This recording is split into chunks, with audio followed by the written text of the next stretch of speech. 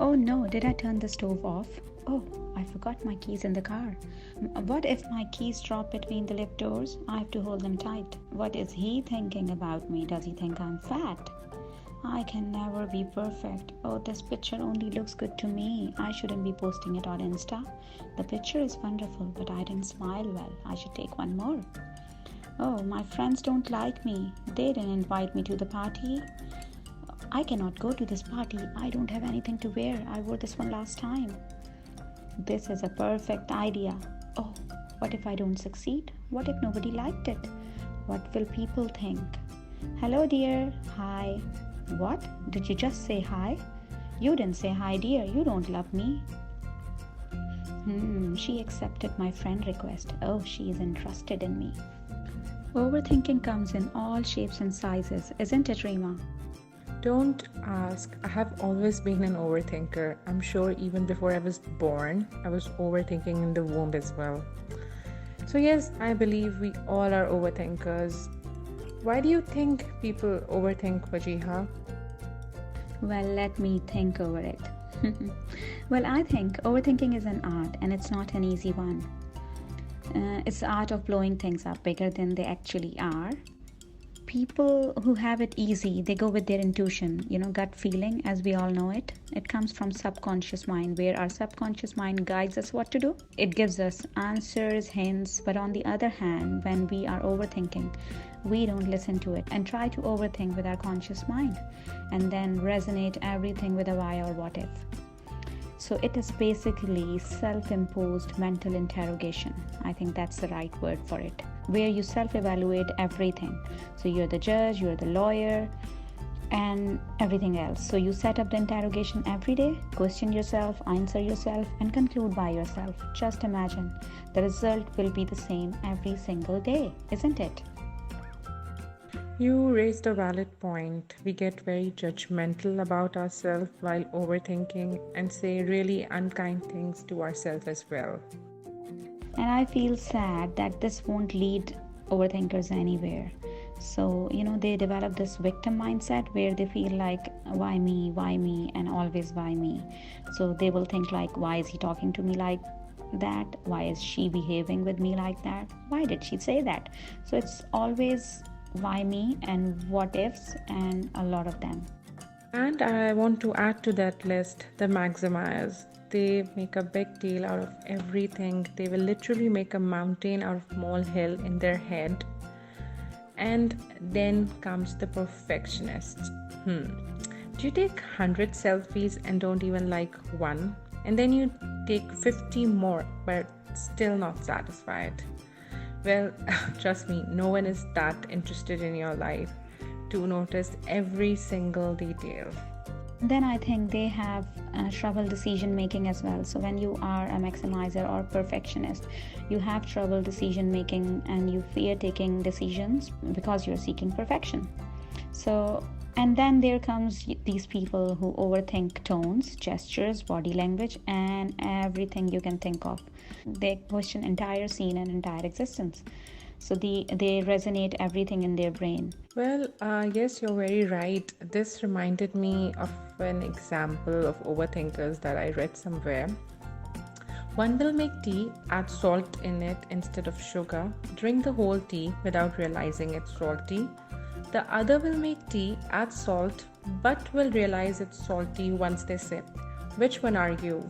That's quite funny. I have not tried doing it with someone, but I have experienced it on myself. So I went to a friend's house and she actually mixed salt in my tea instead of sugar. And I asked her, what's wrong? And she was like, oh, I didn't notice that I'm putting salt instead of sugar. And she was like, yeah, there's something on my mind, but I don't think I'm an overthinker.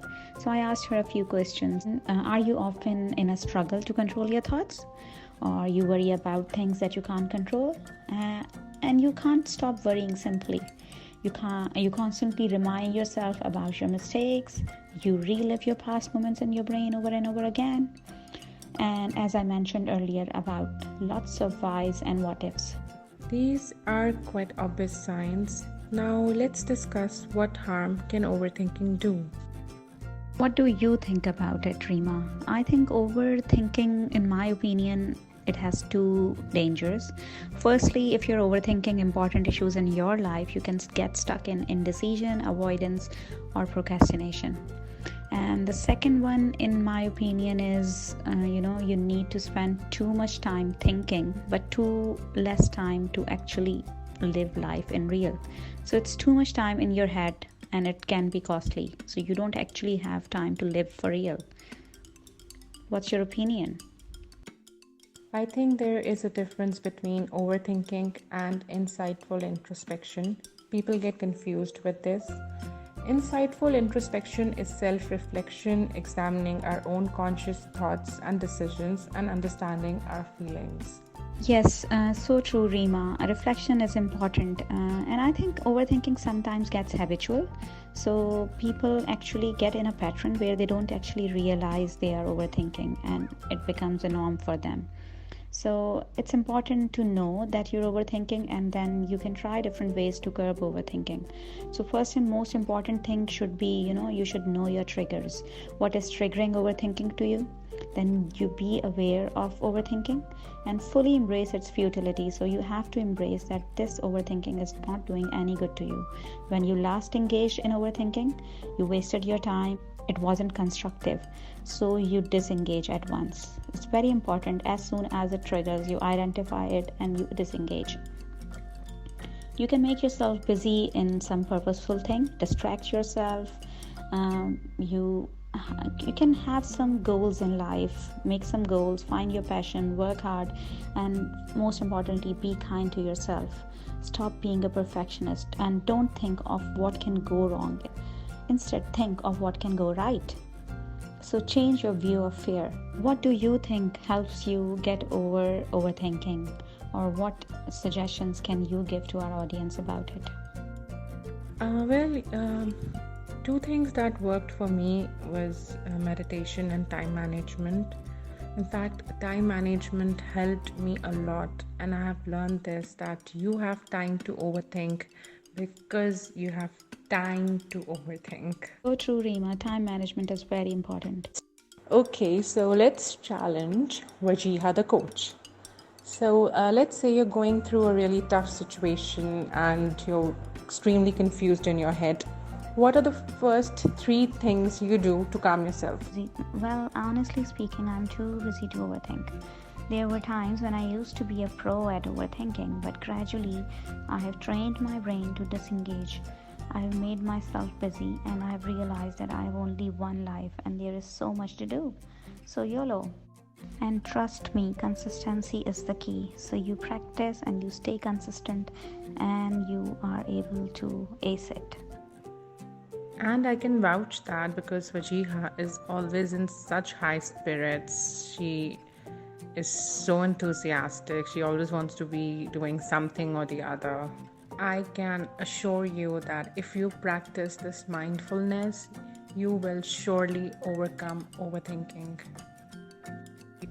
That's so kind of you, Rima, and I really admire how you process your thoughts and bring them out in your writings. I would like to say, we are all here in the end to be human, and we should actually experience things as a person. So we have the will to create the meaning of life. All we can do is try. So whatever happens in the end, we will have the peace that we tried and we learned. So take everything as a learning journey. Don't be afraid of making mistakes. It's all okay. In the end, we are only here to be human. I loved how you emphasized on learning, because I believe whether it's your failures or your successes, learning is so important, or even just learning in general. It is one thing that keeps you from overthinking. It is one thing that makes your brain evolve. It will always help you gain a new perspective over things. So I believe, yes, learning is very important. Our thoughts and feelings are a part of us. Let's make them cherishable. Let's feed our mind positivity and peace. With this, we come to the end. If you like this show, please subscribe, like, share, and follow us. Until then, goodbye. Just remember, life is not happening to you, it's happening through you and for you. Goodbye.